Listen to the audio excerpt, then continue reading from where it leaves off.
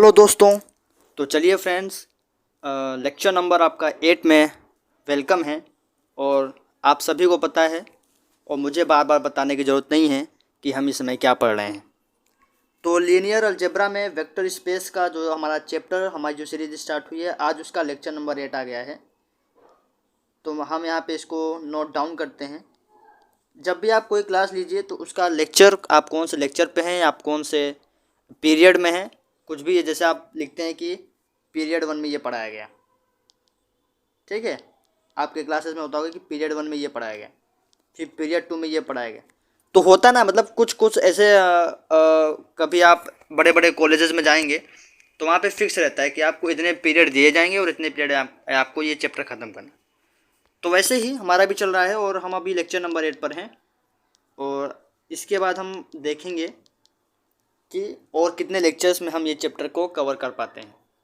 तो vector space में आज हमारा लेक्चर नंबर 8 आ गया है। तो आप सभी का स्वागत है एक बार फिर से। और मैं आपको बता दूं कि पिछले लेक्चर में हमने क्या पढ़ा था। पिछले लेक्चर में, मतलब जो लेक्चर नंबर 6 था, वो काफ़ी इंपॉर्टेंट था। तो अगर आपने लेक्चर नंबर 6 को मतलब पूरा देखा नहीं है तो प्लीज़ इस लेक्चर को देख के आइए। ये मतलब ये वाला जो लेक्चर है, lecture number 6, very important, very very important. Lecture number 7 में हमने क्या कवर किया है? लेक्चर नंबर 7 में हमने real vector space and complex vector space पे मैंने बताया था कि अगर रियल वेक्टर स्पेस यानी रियल नंबर का वेक्टर स्पेस है और कॉम्प्लेक्स नंबर का वेक्टर स्पेस है, तो आप यहाँ पे ये भी आप देखते हैं, R देखते हैं, फिर R2 देखते हैं, मतलब 2 डायमेंशन में भी आप देखते हैं, आप 3 डायमेंशन में भी आप रियल वेक्टर स्पेस देख सकते हैं। इसी तरीके से यहाँ पे भी होता है, सिमिलर चीज़ें यहाँ पे भी हैं। फिर मैंने एक चीज़ बताई थी कि क्या, कि जो कॉम्प्लेक्स का वेक्टर स्पेस होता है वो इस तरीके से हम लिख सकते हैं। अगर हमको रियल वेक्टर स्पेस पे कॉम्प्लेक्स वेक्टर, रियल नंबर पे में कॉम्प्लेक्स वेक्टर स्पेस डिफाइन करना है तो हम इस तरीके से डिफाइन करते हैं। हमने आपको बताया था कि जो इधर वाला है ये वेक्टर स्पेस को डिनोट करता है, जो और इस साइड वाला है ये फील्ड को डिनोट करता है। कहने का मतलब क्या है? कहने का मतलब ये है कि जो कॉम्प्लेक्स वेक्टर स्पेस है वो ओवर अ रियल नंबर, यानी इस ये जो फील्ड है, तो जो कॉम्प्लेक्स नंबर है ओवर अ रियल नंबर, ये हमारा वेक्टर स्पेस फॉर्म करेगा। हमने बताया था कि जो वेक्टर स्पेस होता है वो बड़ा होता है और फील्ड क्या होता है? फील्ड इसमें का एक छोटा सा, मान लीजिए आप पार्ट, एकदम फिगर बताया था, आप इसको इमेजिन कर सकते हैं, तो रियल नंबर जो है वो कॉम्प्लेक्स नंबर के अंदर पूरा का पूरा आ जाता है। मतलब कॉम्प्लेक्स नंबर उठाएंगे तो वहाँ पे आपको रियल नंबर मिलेगा। मतलब जैसे अगर आप मान लीजिए रियल नंबर आप उठाते हैं 2, आप मान लीजिए रियल नंबर 2 उठाए, तो क्या ये कॉम्प्लेक्स नंबर में नहीं है? देखिए ये कॉम्प्लेक्स नंबर में है। आप बोलेंगे कॉम्प्लेक्स नंबर में कैसे? कॉम्प्लेक्स नंबर में तो आयोटा आता है। आप तो यही पूछेंगे कि कॉम्प्लेक्स नंबर में आयोटा आता है। ठीक है, आप बिल्कुल सही है। कॉम्प्लेक्स नंबर का जो रिप्रेजेंटेशन है वो a+ib के फॉर्म में है, जहाँ पे आपको एक रियल नंबर चाहिए और एक आपको इमेजिनरी नंबर चाहिए। एक आपको रियल नंबर चाहिए, एक आपको इमेजिनरी नंबर चाहिए। बट यहाँ पे ज़रा देखिए, यहाँ पे ए बी क्या है? ए बी तो आर में ही बिलोंग कर रहे हैं, और अगर आप 2 को देखें, इफ़ यू सी, अगर आप सिर्फ 2 को देखें तो आप 2 में क्या पाएंगे? आप 2 में पाएंगे कि हम 2 को इस फॉर्म में लिख सकते हैं, 2 + i × 0, 2 + i × 0 which becomes again 2। तो किसी भी रियल नंबर को हम कॉम्प्लेक्स नंबर के फॉर्म में लिख सकते हैं। तो हम ये कह सकते हैं कि सारा का सारा रियल नंबर कॉम्प्लेक्स नंबर में हो सकता है या होता है। इसलिए तो complex number over real number एक वेक्टर स्पेस डिफाइन किया गया है, इसीलिए किया गया, रीज़न ही यही है।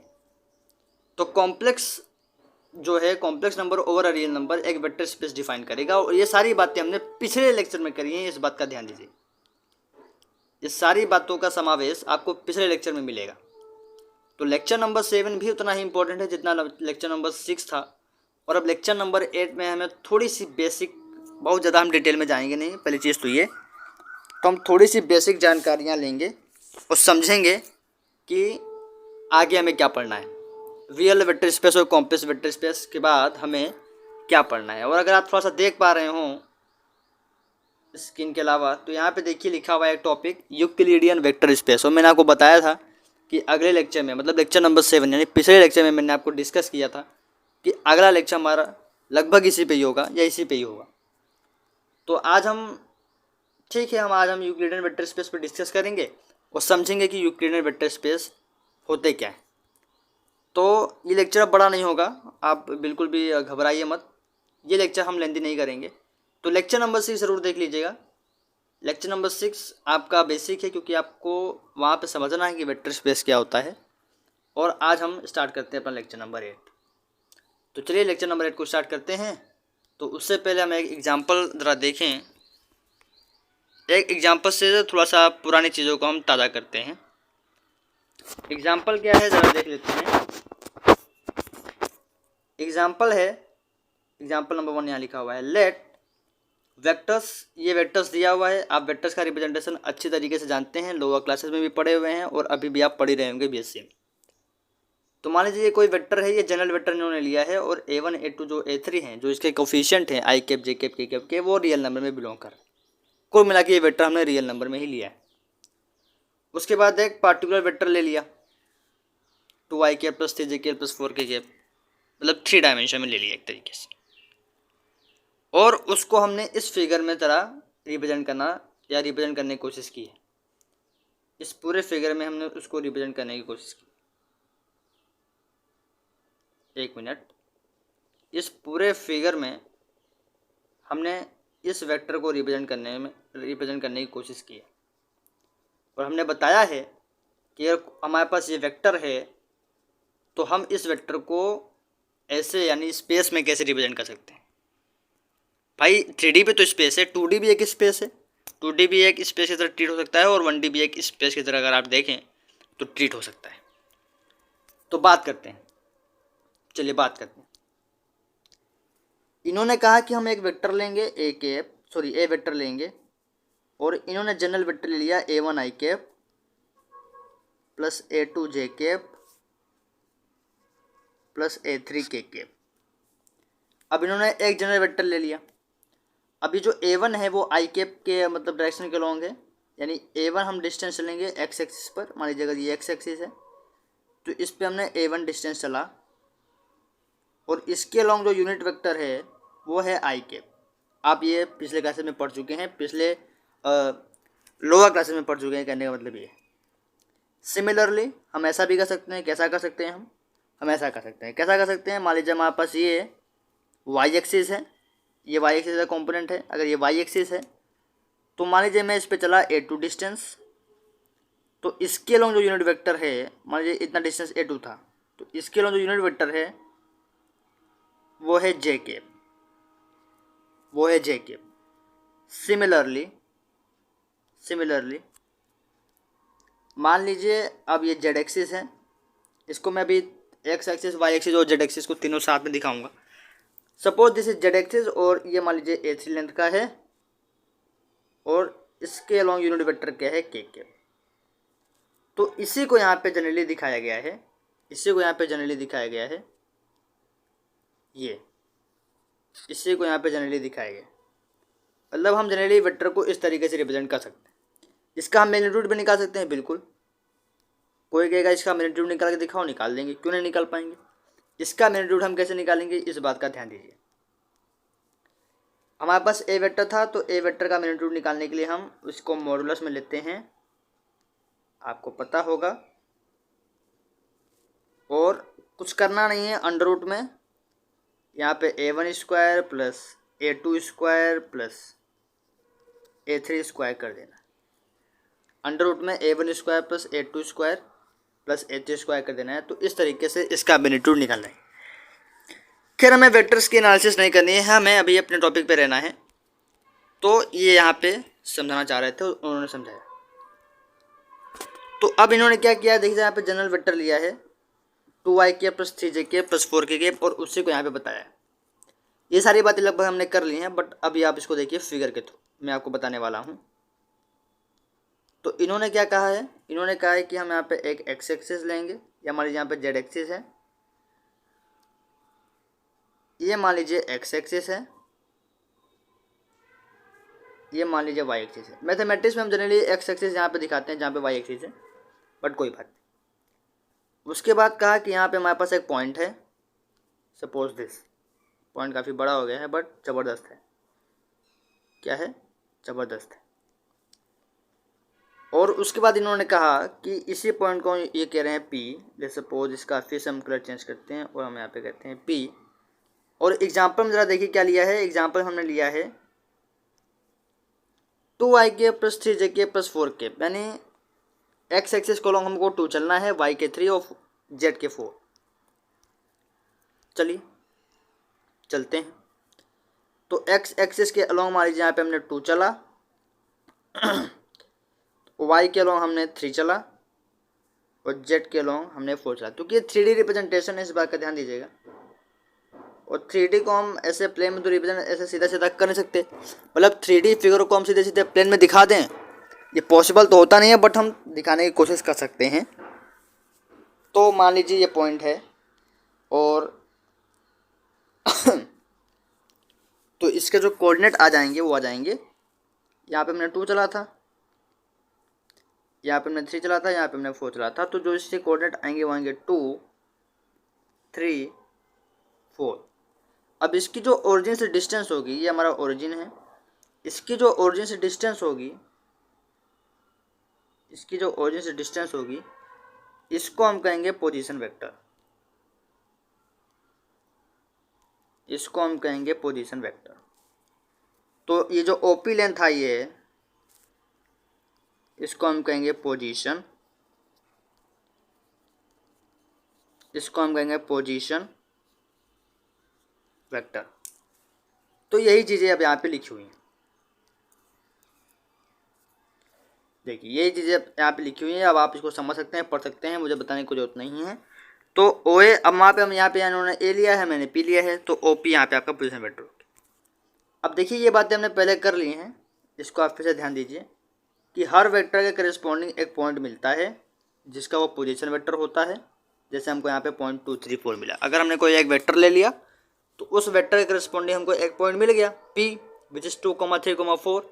और इसका वैसा वर्षा भी सही है, अगर मतलब पोजीशन वेक्टर दिया हुआ है तो उस मतलब अगर हमको एक पॉइंट मिला हुआ है, अगर हमको एक पॉइंट भी दिया हुआ है स्पेस में, तो हम उससे करस्पॉन्डिंग एक वेक्टर का पता कर सकते हैं। या अगर पॉइंट दिया हुआ है तो जनरली वो वेक्टर को रिप्रेजेंट करेगा। और मैंने ये पिछले लेक्चर में, या हो सकता है सबसे पहले लेक्चर में तो नहीं कह सकते, देख लीजिएगा, मैंने प्रीवियस लेक्चर में ये बातें बोली हैं कि अगर एक वेक्टर दिया हुआ तो वो पॉइंट को रिप्रेजेंट करेगा, और एक पॉइंट दिया हुआ है तो वो अपने आप में स्पेस में एक वेक्टर को रिप्रेजेंट करेगा।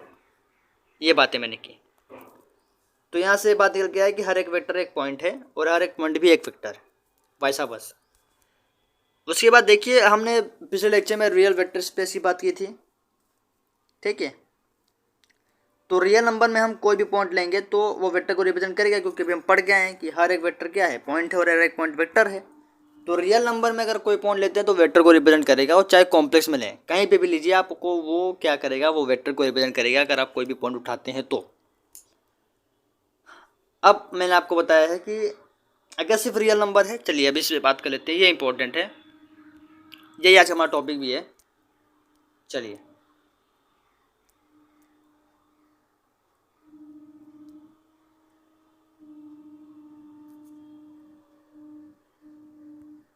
तो क्या कह रहा हूँ, जैसे मान लीजिए अगर हमारे पास रियल नंबर दिया हुआ है, ये रियल नंबर होता है, तो ये रियल नंबर क्या है, अगर हम सिर्फ रियल नंबर 2 की बात करें, 3 की बात करें, 4 की बात करें, तो इसको हम नंबर लाइन पर रिप्रेजेंट कर सकते हैं। यहाँ पे 2 होगा, यहाँ पे मान लीजिए 3 होगा, यहाँ पे 4 होगा, ऐसे यहाँ पे 1 होगा, ऐसे यहाँ पे 0 होगा, समझ रहे हैं, ये होगा। तो अगर सिर्फ R की बात कर रहे हैं तो ये 1D में हम रिप्रेजेंट कर रहे हैं, 1 डायमेंशन, हमको सिर्फ एक लाइन की जरूरत पड़ेगी और वो 1D में होगी। लेकिन अगर हम R2 की बात कर रहे हैं तो वहाँ पे 2 कोऑर्डिनेट आ जाते हैं। जैसे सपोज जनरली अगर हम बात करें तो x, y के फॉर्म में, तो ये किसको रिप्रेजेंट कर देगा, ये हम कह सकते हैं कि ये प्लेन है, और लगभग अगर 2 कोऑर्डिनेट की बात करते हैं तो प्लेन को रिप्रेजेंट करता है। और यहाँ से हम इसको बोल सकते हैं कि इसको हम कहते हैं 2D। एक मिनट, गलत हो गया, इसको हम क्या कहते हैं, आपने लोअर क्लासेस में 9, 10, 11 से पढ़ते आ रहे हैं, इसको हम पढ़ते आ रहे हैं कि ये 2D में ये 2D में है, मतलब ये जो पॉइंट हम यहाँ पे देख रहे हैं, सपोज कोई पॉइंट ए है तो ये 2D में है, ऐसे ही पढ़ते आ रहे हैं। और ये प्लेन में भी है, मतलब 2D मतलब प्लेन फिगर। तो अब ये कह रहे हैं कि अगर R2 लिखा हुआ है तो वो 2D को रिप्रेजेंट करेगा, यानी प्लेन को रिप्रेजेंट करेगा, यानी 2 डायमेंशन को रिप्रेजेंट करेगा। तो यहाँ से एक बात निकल कर आए कि अगर R2 दिया हुआ है तो इसका डायमेंशन 2 है। हालांकि ये सारी बातें हम आगे भी काफ़ी जब बेसिस एंड डायमेंशन पढ़ेंगे तो वहाँ पे भी करेंगे, बट अभी आप समझ लीजिए अगर R2 दिया हुआ है तो उसका डायमेंशन 2 है, यानी एक तरीके से वो अगर कोई पॉइंट है, अगर हम R2 में ले रहे हैं तो वो प्लेन में होगा,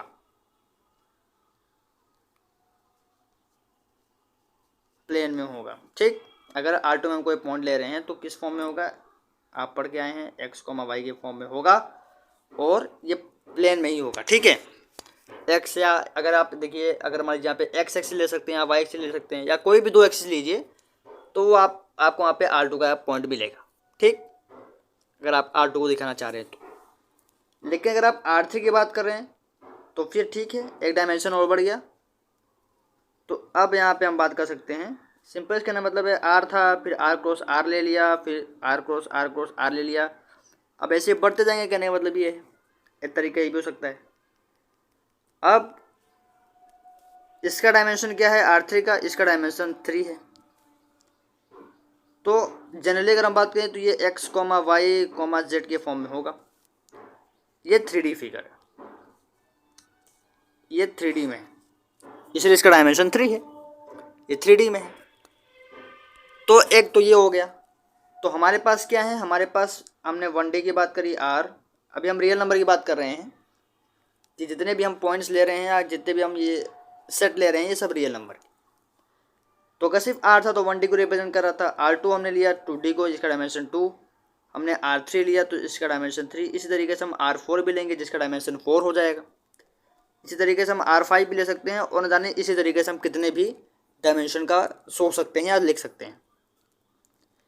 तो मान लीजिए ऐसे चलते गए, ऐसे चलते गए, ऐसे चलते गए, ऐसे चलते गए, और रास्ते में हमको मिल गया Rn, रास्ते में हमको मिल गया Rn। ऐसे R से चले, R2 पे आए, R2 से R3, R3 से R4 सोचा, R4 से R5 सोचा, ऐसे सोचते गए सोचते गए सोचते गए और हम पहुंच गए Rn पे। तो जो ये Rn है, it is known as n dimensional vector space, it is known as n dimensional, अच्छे से लिखेंगे इसको, it is known as n dimensional vector space. अगर आपका रियल नंबर का सेट है तो आप इसको n डायमेंशनल वेक्टर स्पेस भी कर सकते हैं। तो ये 1 डायमेंशनल वेक्टर स्पेस हो गया, ये 2 डायमेंशनल वेक्टर स्पेस हो गया। ठीक है, अगर आप सेट बनाना चाह रहे हैं तो ये 3 डायमेंशनल वेक्टर स्पेस हो गया, ये 4 डायमेंशनल वेक्टर स्पेस हो गया, ये 5 डायमेंशनल वेक्टर स्पेस हो गया, तो ये क्या हो गया, n डायमेंशनल वेक्टर स्पेस हो गया। अब कुछ लोग सोच रहे होंगे वेक्टर स्पेस हो गया मतलब, वेक्टर स्पेस तो ऐसे लिखा जाता है ना, V और F।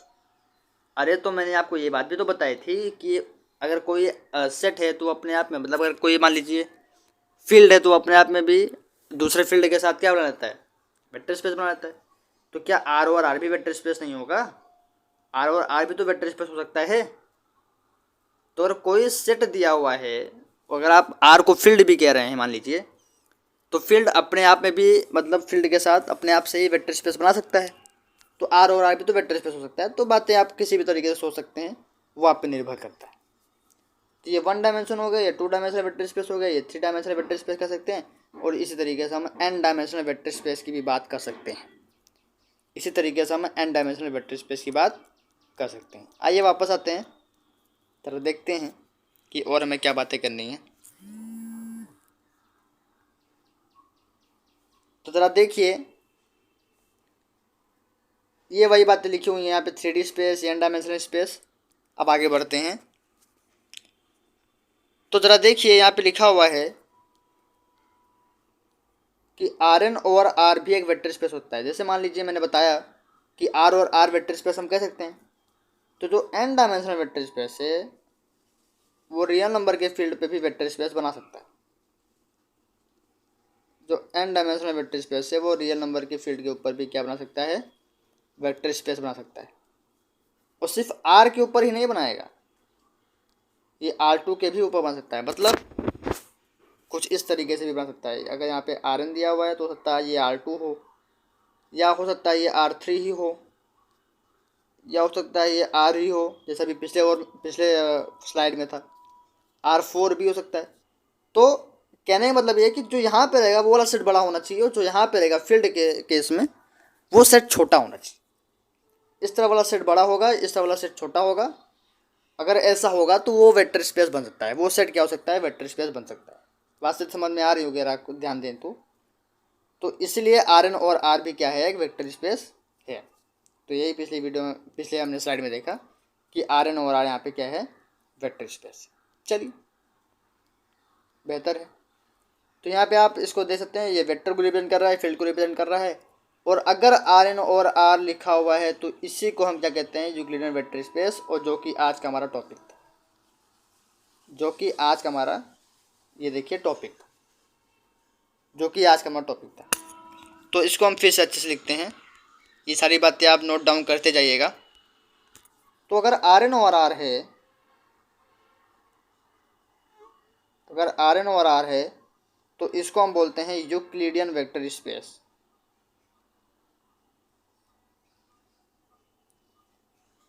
Euclidean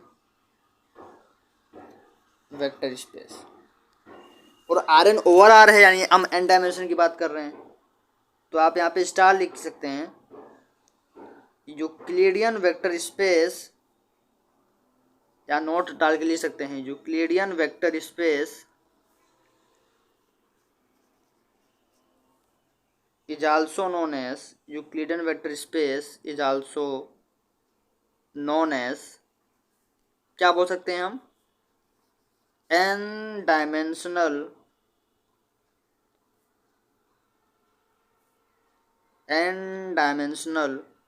vector space. तो हम यूक्लिडियन वेक्टर स्पेस को हम n डायमेंशनल वेक्टर स्पेस भी बोल सकते हैं। ठीक है, ये बातें हो गई। चलिए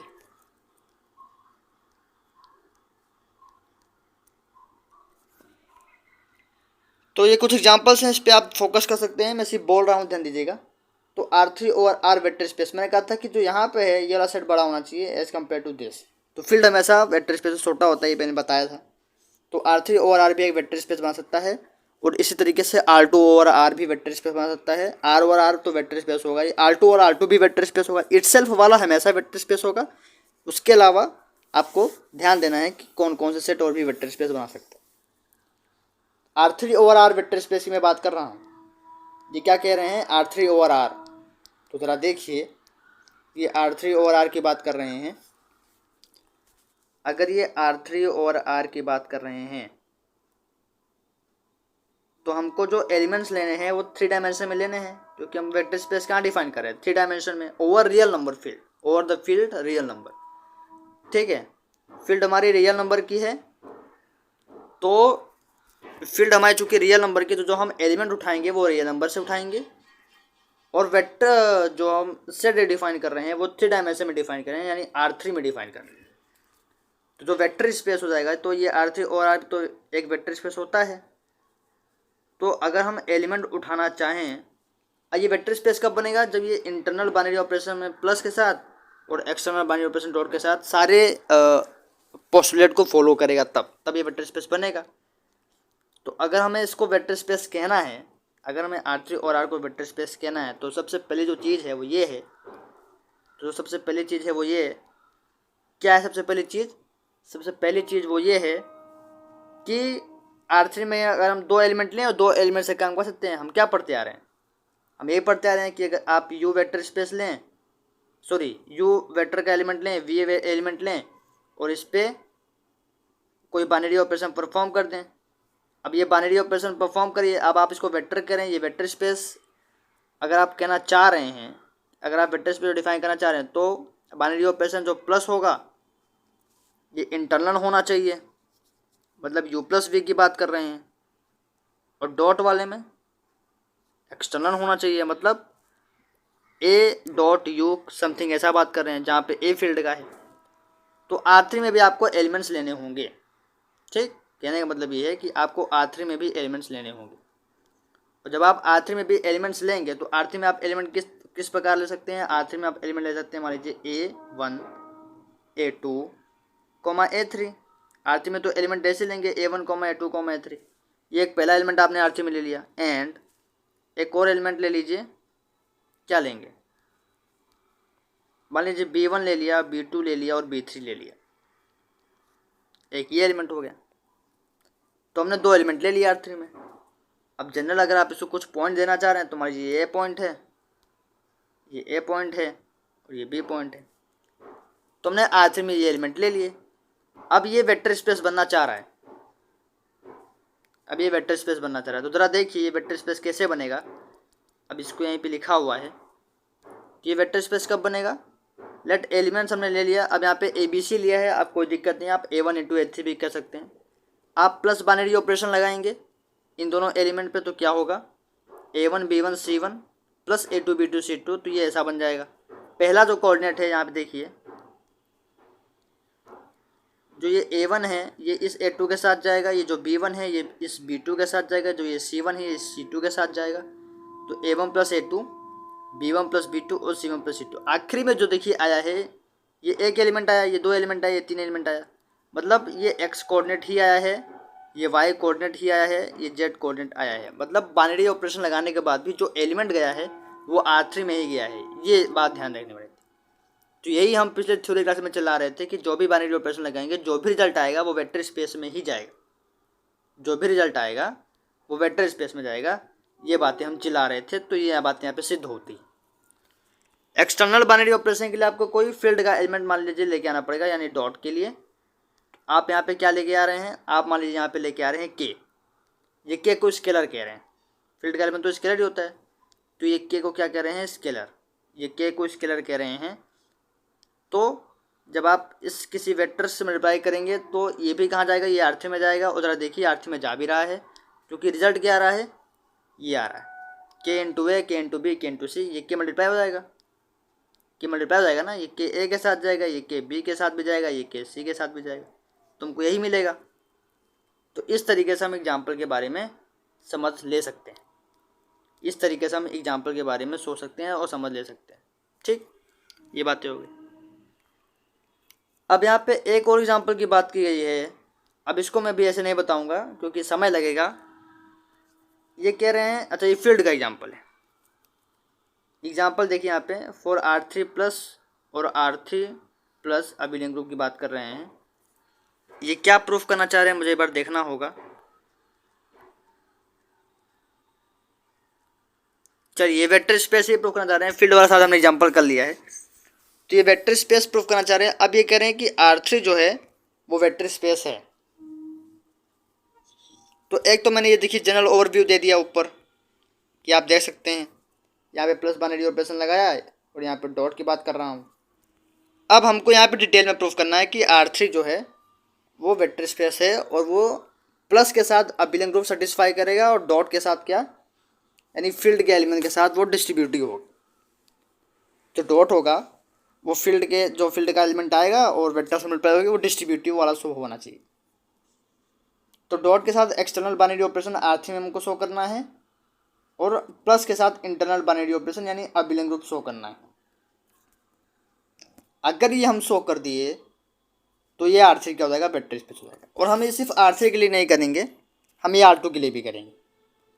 तो जो अगली वीडियो है हम अब इसी पर रखते हैं कि अगर हमारे पास R3 दिया हुआ है और R2 दिया हुआ है या Rn दिया हुआ है तो हम उसे वेक्टर स्पेस कैसे कर सकते हैं, कैसे हमको ये पूरा शो करना होगा। एलिमेंट लेके चलेंगे और जनरली हम शो करें। तो अब ये अगली वीडियो पे हम फोकस करेंगे, वरना ये लेक्चर लंबा हो जाएगा। ऑलरेडी आधा घंटा हो गया है। तो जो ये एग्जाम्पल है ये हम अगले लेक्चर में फोकस करेंगे। आज हमने क्या सीखा, इस बात को ध्यान देना ज़रूरी है। आज हमने बस सीखा है कि R2 क्या है, R3 क्या है, कौन से डायमेंशन का स्पेस है, ये कैसा वेक्टर स्पेस है, Rn n dimensional vector space, Euclidean vector space को समझा। कुल मिला के ये सारी चीज़ें आप दे सकते हैं, ये चीज़ें हमने आज कवर की है। तो लेट्स सी है। और आप ये बताइएगा कि जो पेजेस हैं आप देख रहे हैं, जो अब ये जिस कलर का ये जो पेज आप देख रहे हैं, ये पेज बेटर है कि हम ब्लैक पेज लेकर आएँ। आप जो भी पेज कहेंगे हम वो पेज लेके आएंगे। जैसे यहाँ पे हमने एक नया पेज को जनरेट कर दिया, तो आप जो भी कहेंगे हम वो पेज लेके एडिट कर देंगे। तो आज हमने यूक्लिडियन वेक्टर स्पेस को समझा है, और मुझे उम्मीद है कि, हालांकि मैं तो इतना डिटेल में गया नहीं, पर जिस हिसाब से मैं गया हूँ उतना अगर आपको समझना है और आपको जानना है, अगर आप इतना जान लिए तो बेटर है। आप ये पहचान पा रहे हैं कि आर क्या है, आप ये पहचान पा रहे हैं कि R2 वेक्टर स्पेस क्या है, आप ये पहचान पा रहे हैं कि R3 वेक्टर स्पेस क्या है, आप ये पहचान पा रहे हैं कि Rn वेक्टर स्पेस, और जितने भी हम वेक्टर स्पेस ले रहे हैं ना, ये हम फाइनाइट डायमेंशन का ले रहे हैं। अभी आगे चल के बात करेंगे, ये सब के सब फाइनाइट डायमेंशन के, मतलब इनफाइनाइट हम सेट नहीं लेंगे, सब के सब फाइनाइट डायमेंशन के होंगे। जितने भी हम सेट ले रहे हैं सब के सब फाइनाइट डायमेंशन के होंगे, इस बात का ध्यान दीजिएगा। चलिए तो मिलते हैं नेक्स्ट लेक्चर में, और हम बात करेंगे अब हम किसकी बात करेंगे, हम बात करेंगे एग्जाम्पल्स। हम जो बात करेंगे अब हम एग्जाम्पल्स की बात करेंगे। तो नेक्स्ट लेक्चर में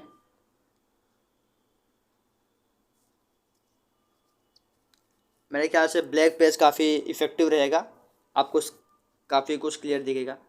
तो इन नेक्स्ट लेक्चर, मैंने शायद आपको पिछले लेक्चर में कुछ होमवर्क वगैरह दिया था क्या, उम्मीद है कि आप उसे कर लिए होंगे कॉम्प्लेक्स वाला, तो आप उसको एक बार देख लीजिएगा होमवर्क का। अगर आपको नहीं आया तो प्लीज़ कमेंट करिएगा। नेक्स्ट लेक्चर में we cover all the examples related to the vector space, all the examples related to the vector space। चलिए, तो रिलेटेड टू द क्या लिखा हमने, रिलेटेड टू द, ये कुछ गलत पेज आ गया है, related to the vector space. तो वेक्टर स्पेस से रिलेटेड जितने भी एग्जांपल्स हैं हम कवर करेंगे, मतलब R2 भी एक वेक्टर स्पेस ये प्रूफ करेंगे, R3 भी एक वेक्टर स्पेस ये भी प्रूफ करेंगे, और अगर हम जनरली Rn की बात कर पाएँ तो अच्छी बात है, समय मिलेगा तो हम ये भी करेंगे। और एक काफ़ी इम्पोर्टेंट एग्जांपल है मैट्रिक्स का, m क्रॉस n सेट, अगर m क्रॉस n ऑर्डर की मैट्रिक्स हमारे पास है तो ये भी एक वेक्टर स्पेस बनाएगी, इस पर भी हम फोकस करेंगे। और अगर टाइम मिला तो हम इसकी बात करेंगे Pnx, कि Pnx भी हमारा वेक्टर स्पेस है, यानी सेट ऑफ ऑल पोलिनोमियल्स भी एक वेक्टर स्पेस बनाता है, तो इस पर भी हम फोकस करेंगे।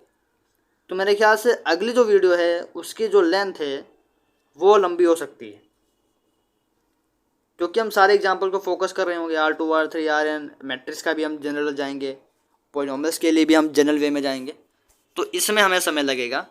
तो आप हमारे साथ कोऑपरेट करिएगा। तो आज का लेक्चर हम इतना रखते हैं। आज हमने सिर्फ यूक्लिडियन वेक्टर स्पेस को समझा है, उसको जाना है। तो आज हमने सिर्फ यूक्लिडियन वेक्टर स्पेस, जिसको हम n डायमेंशनल वेक्टर स्पेस भी कहते हैं, इसके बारे में बस समझा है, और कैसे कैसे रिप्रेजेंट होते हैं और हम इनको क्या क्या कहते हैं, ये जाना है। अगले लेक्चर में मिलेंगे जहाँ पे हम बेसिकली जो हमारा मेन मुद्दा है कि हम कैसे किसी भी सेट को वेक्टर स्पेस ये बना रहा है शो करेंगे, वो हमारा मेन मुद्दा है। तो हम अगले लेक्चर में मिलते हैं, तब तक के लिए all the best, good bye.